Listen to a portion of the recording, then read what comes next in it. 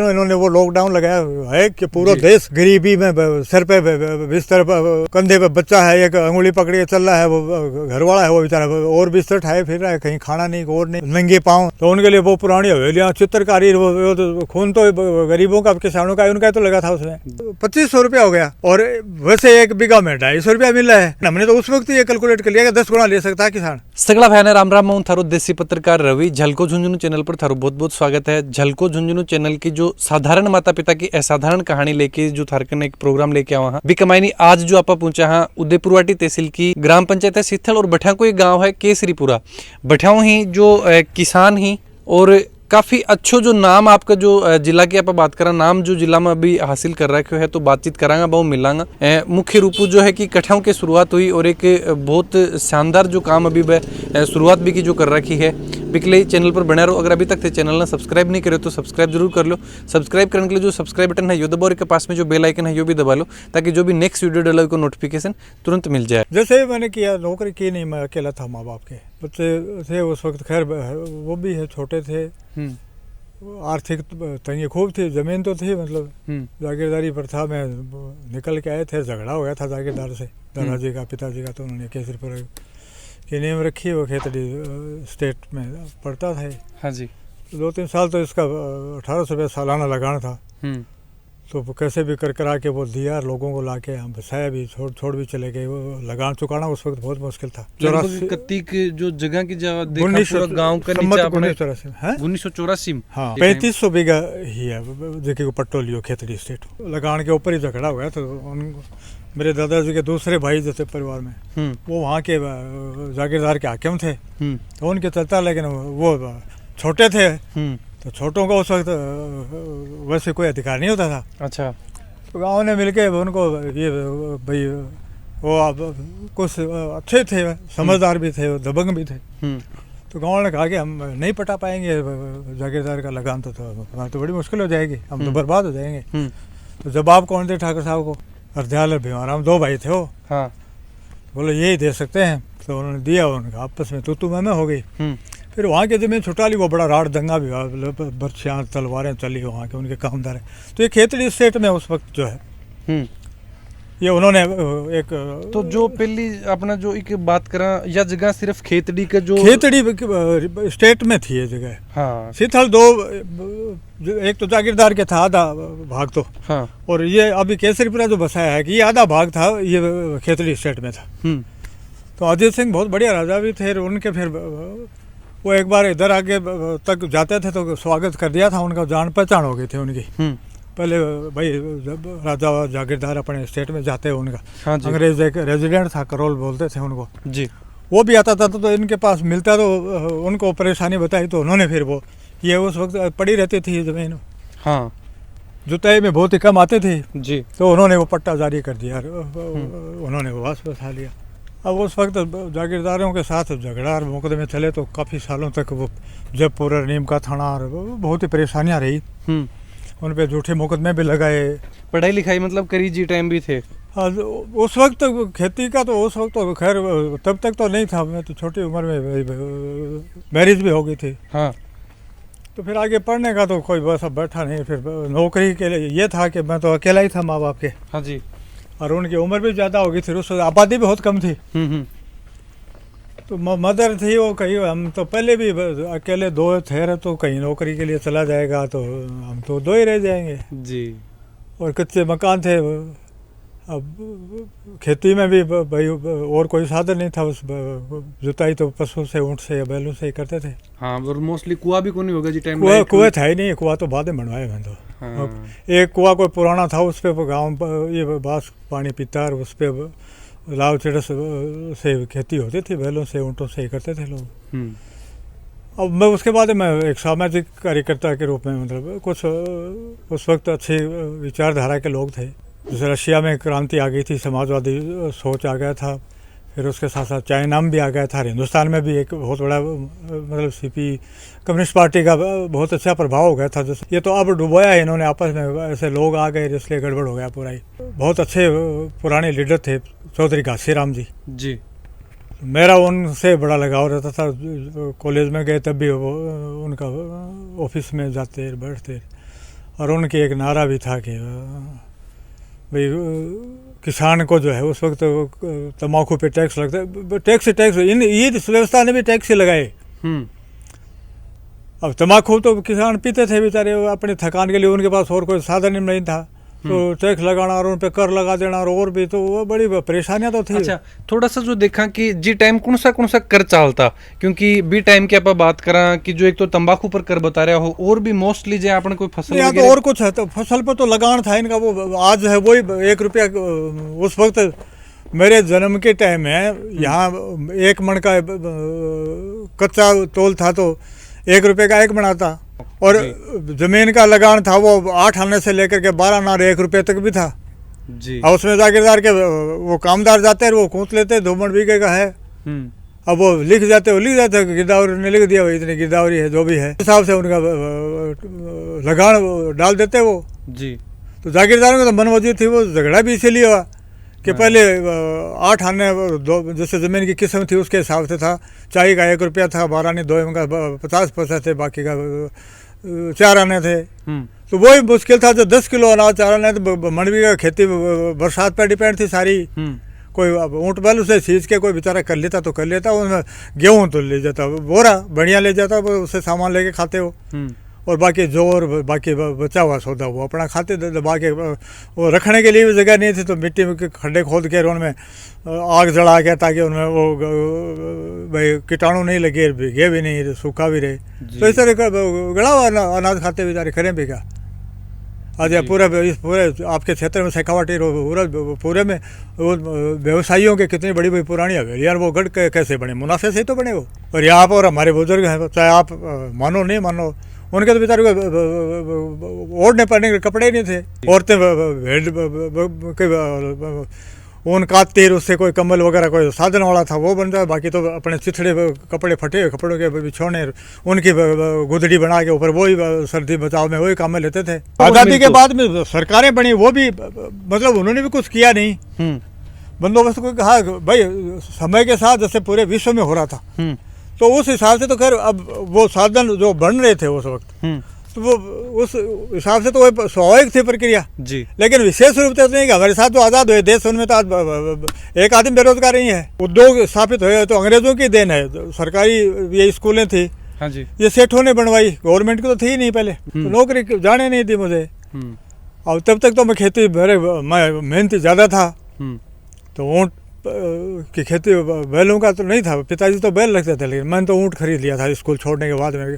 जब बाहर जाने लगा खेती को, तो उस वक्त तो खरपतवार ही बहुत होती थी, कोई यहाँ डाब और कांस वगैरह की बड़ी बड़ी वो पूरे सफ़ेद फूल वाली है, वो कुंचे की तरह से पानी की तरह से, वो उनका पूरा खेतों में निकला नहीं जाता था उन्हें, तो उसको ऊँट लेकर एक उस वक्त विशेष टाइप का जो मोर प्लाऊ टाइप का हल निकला था ऊँट से जुताई का, हाँ, तो वो लेकर मेरा खेत मैंने इतनी मेहनत की, मतलब लगा रहता बांध लगाने के खेत, बाकी पड़ोसियों से मेरा 2-3 इंच ऊपर खेत फूल के ऊपर आ जाता, मतलब अनाज हुआ तो हौसलामंद तो थे मतलब। और फिर सवाल ये है कि अच्छे अनाज है, मैंने शुरुआत खेती की उस वक्त बहुत ही बढ़िया फसल बढ़िया हुई मेरे, बाजार में गया तब वहाँ कुछ नहीं मिला जी, मतलब भाव 10 किलो के, हाँ 10 किलो चौड़े का मूंग का बताऊँ, 1 रुपये का 10 किलो मूंग का शायद 5 या 6 रुपया था। कोई पूछता है चौड़ा तो खाते थे, अब तो दाल दूल बढ़नी नए नए भिन्न प्रकार के उसमें काम में लेने लगे ना, पहले तो कोई जानता ही नहीं था। भाई सामाजिक कार्यकर्ता जी टाइम बने थे तो संगठनों जुड़ा, तो हाँ संगठन से उसी लिए विचारधारा थी। फिर एक बंगाल में मूवमेंट चल रहा था जी, तो उसका बहुत बड़ा एक असर रहा यहाँ, मतलब बंगाल में चाल रही को आपने भी अटैच यहाँ भी हुआ, तो किस तरीकों पर खबर वगैरह या फिर कोई पेपर वगैरह पेपर निकलते थे यहाँ, हाँ। फिर उसी हिसाब से जैसे सीपीएम का बंगाल में शासन हो गया, उनकी भी यहाँ सीपीएम की पार्टी भी थी, हाँ जी। और फिर यहाँ उनका किसान संगठन थे, विद्यार्थी संगठन थे, आईसा वगैरह ये हमने भी बनाया। बिजली आ गई थी उस वक्त, तो अच्छा। बिजली के समय तो बिजली किसान ने बना ली, तो कोपर में भी संगठन जैसे भी है सब जगह ही, तो उसे मैं काफ़ी इन्वॉल्व रहा। बाद में 80 के लगभग जाते क्या मेरे तो सामने 80 तक खूब काम किया, संगठन के साथ रह के? संगठन में तो क्या, संगठन जी, तो जी। हम ही थे, बाकी साथियों में हो गया, होता ही है वो, कोई बात नहीं, संगठन आगे तो बढ़ता। जी टाइम मतलब किसाना के लिए कौन सी समस्या ही बन लेके बाग लेके बहुत आंदोलन ले रहे हैं। कौन सी जो समस्या अपना दर्शकान बताओ कि कोई किसानों के बिजली वालों के तो बहुत बड़ा कर्ज नहीं चुकाया जाता था, उनके बिजली के बिल नहीं चुकाते थे, लोगों का मिलता नहीं था कुछ भी। मैं बिजली किसानों का अध्यक्ष था यहाँ 77 में, इमरजेंसी के बाद हरदेव जोशी मुख्यमंत्री थे वहाँ जी। RC दवे यहाँ को चेयरमैन थे। किसान जो है वो खेती बड़ी कर लेते, कम होता, लेकिन वो उनके बिजली के बिल नहीं थे तो उनका बकाया चलता रहता और बड़ी समस्या थी। लोग कनेक्शन काटते, उनको लोग अधिकारी आके परेशान भी करते। तो इस तरह से वो परेशान देखे तो उनके लिए किया। यहाँ सरकार ने अकाल पड़ा था पूरे क्षेत्र में ही, तो एक लेवी लगा दी थी जी, बाजरे पर, गेहूं पर। हमारे यहाँ उस वक्त चिड़ाव में मूलचंद जी कटेवा विधायक थे, वो शीश राम जी थे। तो इन्होंने अपने क्षेत्रों में जो है, बाकी यहाँ भी लेवी लगवाई। तो उस वक्त हमने 5 किसानों ने यहाँ आमरण अनशन किया, 15 दिन से लिया। किसान का वो वापिस लाना पड़ा लेवी वाला अध्यादेश इनको जी। नहीं था कि चाहे न हो, आप उनकी जो रेट पे पर बीघे के हिसाब से आपको 2-2.5 किलो देना पड़ेगा सरकार को। दे कहाँ से, तो हुआ ही नहीं कुछ। तो अत्याचार तो सबसे ही होता ही रहा है, कोई ऐसी बात नहीं, कभी सुनाई नहीं हुई इनकी। जैसे काम के घंटे निश्चित नहीं थे, पगार कम थी, ये तो फल फूल रहे थे। आपके शेखवाटी में देखो ना कितना कि पुराना आ रहे हैं, विजिटर आते हैं देखने के लिए, तो उनके लिए वो पुरानी हवेलियाँ, चित्रकारी, वो तो खून तो गरीबों का, किसानों का, उनका तो लगा था उसमें। उनके घर पर तो छप्पर ही नहीं था। मैंने तो भी फिर खेती में जो है ये समझा कि भाई खेती से अलावा कोई है नहीं, तो संघर्ष भी किया। फिर उसके साथ साथ यहाँ बिजली का जो मैंने थोड़ा सा वहाँ मैं 5-4 आदमियों को ले गया, गुड्डा से इस तरफ बिजली नहीं थी। तो झुंझुनू झुंझुनू सिर्फ बड़ा गाँव में पीने के वाटर बक्स का है, उसके लिए आई। वो भी बढ़ा उस साइड से आई। वो हरदेव जोशी से मिले हम, और उस वक्त वो जानता भी था, RC दवे चेयरमैन थे। तो उनसे जब बात की, उन्होंने कहा हमारा पूरा क्षेत्र पड़ा है किसान, वो उनका परिचित था, उनका यहाँ आंदोलन लड़े थे, वो भी जानते थे भाई समझौता तो ये लीडर है, अगर नहीं करेंगे तो। हाँ। खुश करने के लिए उन्होंने कहा जाइए आप, आपका हो जाएगा काम। तो मैं तो 2-4 दिन वहाँ प्रोग्राम में रहे, तो सर्वे हो रहा था। तो यहाँ पहले कनेक्शन मेरे गांव के हम 4 आदमियों की फाइल एक साथ दी, ग्रुप में एक ट्रांसफार्मर प्रपोज किया। विरोध भी था दूसरे अदर का, ट्रांसफार्मर को रात को उसका तेल निकाल दिया, उसका अंदर से निकाल के कहीं कोयल का बाहर दबा दी। बड़ा पार्टीबाजी का भी था झंझट के, होने नहीं देंगे अरे बिजली इनके लग गई हमारे। अब वो तो मेहनत करने वाला तो करेगा साहब, एप्लीकेशन देगा, कोई करके लाएगा तो उसका लाभ तो उठाएगा जी। तो पहले साल मैंने जो बिजली लगी 79 में मेरे कनेक्शन हो गया था, यही ट्रांसफार्मर यही था। अच्छा, यही कुआं, यही ट्यूबवेल था। अच्छा, ट्यूबवेल तो प्रगतिशील था, पहले ही बना लिया था ट्यूबवेल तो ये। हाँ। इंजन लगा था उस वक्त, इंजन से खेती करने लगे थे। मैं आप मेरे से ऊँट से बैल से वो तो काम होता नहीं था। चढ़साओं को निकालो पानी, वो को काटेड़ तो हो मेरो, लेकिन उससे वो ज्यादा परिश्रम था, मैंने इंजन लगा लें। फिर मैं रुझान ये हो गया किसानों के पूरा समस्या मेरी तो हल कर लें, लेकिन बाकी के तो वो किसान संगठन बनाया, पार्टी से जुड़ गए, इससे आंदोलन में लगे रहे। बिजली आई, उसके बाद उसका मूल्यांकन हुआ। मेरे उस वक्त 120 रुपया कुंटल के दाम थे गेहूं के। खरीदे काहे से, ये बताइए आप जी। पैदा करने वाले सब भी है, जूती बनाने वाला भी वही है बेचारा है, कपड़ा बनाने वाला वही है, दूसरे सामान करने वाला भाई चीनी है, शक्कर है, गुड़ है, वो लाने वाला किसान ही पैदा कर रहा है। तो उनको तो कहीं कुछ भी है, करने वाले तो हम ही तो थे के जी। उद्योग में भी कर रहे हैं, तो अब उनको तनख्वाह कम मिल रही थी। कपड़े का तो व्यापारी का था, तो 2 रुपये मीटर में बिक रहा था, तो उसको मजदूर को क्या दे रहा था, कुछ नहीं दे रहा था, खरीदे काहे से। खेती में जब बिजली लगी तो 1 साल मैंने खेती की। मेरे यहाँ जितने भी जो यहाँ ऊँट और बैलों से चिड़ लाव से खेती करते थे, उन लोगों को वो सब मेरे साझेदार हो गए। बाहर पानी निकालते हैं, उसे बिजली 24 घंटा थी। तो अब उस वक्त कोई न सीमेंट का पाइप था, न PVC पाइप था, फवारा तो सवाल ही नहीं। दोहरे से ही उसमें गोबर और चिकनी मिट्टी डाल कर उसकी लिपाई होती, फिर धीरे धीरे उसमें कड़ी करने का एक सिस्टम आ गया। तो मेरे तो बस की बात नहीं हो, तो मतलब मर जाएंगे तो कोई दिक्कत ही नहीं, इस तरह तो होगा ही नहीं। तो 1 साल देखा तो 1 बीघे में 10 4 कुंटल गेहूँ हुई, उसमें 2 कुंटल का तो 250 रुपया, 120 रुपया मान लो, 125 रुपया मानो आप, 250 रुपये में 2 बोरी आई, तो 250 रुपया तो उसके खाद और कटाई कटाई बुआई बिजली का वो कर दो, 250 रुपया तो वही खर्च हो गया जी, बचा 250 रुपया।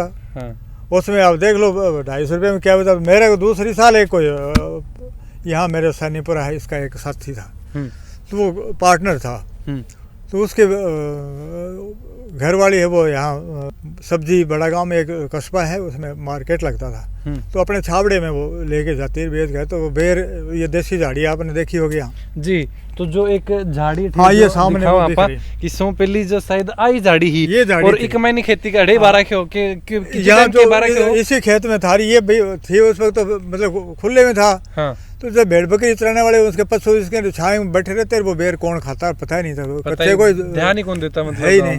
अब इसमें सिंचाई में आई, वो चारों तरफ से क्या ये धोरे हुए और पानी का पूरा जमीन भर गई, तो इसके ये और फैलाव किया इसने जी। तो पहली साल दूसरी साल को तो करीबन कोई 2-3 कुंटल बेर आ गई इसके। बेर इतना मीठा था ये, तो खा के ना मेरा पार्टनर था, उसने भी कहा कि भाई ये बेर का मैं आपको 100 रुपया दूंगा, ये मेरे औरत आप बच्चों के लिए अनाज ले आएगी बाजार से, भाई मूली है, गाजर है, हाल प्याज वगैरह बेच के आते हैं, तो ये उसके साथ ले जाएगी तो कुछ ले आएगी। तो मैंने कहा तो यार इस बाड़ी में तो वो बाहर रखी थी, तो ये मेरे बच्चे छोटे थे, तो वो खुद नहीं बढ़ने देता ना बाड़ी में नहीं, मैं पाड़ के दूंगा मूली गाजर जो भी, मैं हिस्सेदार था लेकिन वो मुझे नहीं जाए। मैंने कहा तू 100 रुपया दे देगा तो हमारे तो कोई नहीं जाएगा, और मेरे तो आने जाने वाले मेरे पास बहुत हैं, तो ये तो फ्रूट यही है, और कोई उस वक्त फ्रूट नहीं था, फ्रूट ही कोई भैया तो खेजड़ी के सांगरी या फिर या बेर का काचरा मतीरा लग जाता, वो एक छोटे से दिन अलग की बात थी वो। तो यही था फ्रूट ही। मैंने कहा कोई आता है यार, ये तो मिले वो चुके दे देना, और बाकी तो खाते रहेंगे, कीमत नहीं लूंगा। तो दूसरी साल फिर वो एवरेज खेती भी कम हुई, तो मेरे पूरे कुएं पर 7,000 रुपये बचे, खर्चा वर्चा काट के। तो उसने ये दिमाग, मैंने उस वक्त एक जोधपुर में गुजरात में सेव गोला की वैरायटी की अखबारों में आने लगा था कि गुजरात में एक सेव की गोला की वैरायटी उन्होंने तैयार की है, वो 150-100 ग्राम का बेर है। तो मैंने भी ये झाड़ी से फिर देखा कि मैंने झाड़ी जो है, तो एक कहावत है कि बोले दुश्मन की झाड़ी मत काटिए, नहीं किसी का 100 निकलेंगी, काटने के बाद में पूरे आते हैं इसमें। तो मैंने इसका बेर दे के एक झाड़ी 100 रुपये दे रही है, तो हम 20 बाई 20 पर भी लगा देंगे, तो एक कच्ची बीघा में 100 झाड़ियाँ 25 झाड़ियाँ आएंगी, तो 2500 रुपया हो गया, और वैसे एक बीघा में 250 रुपया मिल रहा है। तो ये आप वाली व्यवस्था आप में आज जो बैठे या दुगने दे रहे हैं, तो दुगने बार हमें नहीं दे रहे हैं ये, लेकिन हमने तो उस वक्त ये कैलकुलेट कर लिया कि 10 गुना ले सकता है किसान। मोहर सिंह जी बहु आपा रूबरू हुआ, साथ ही वीडियो के बारे में थारा जो भी विचार जरूर थे कमेंट बॉक्स में लिख के बताओ। चैनल पर बना रहो। जय झुंझुनू, जय राजस्थान, जय हिंद।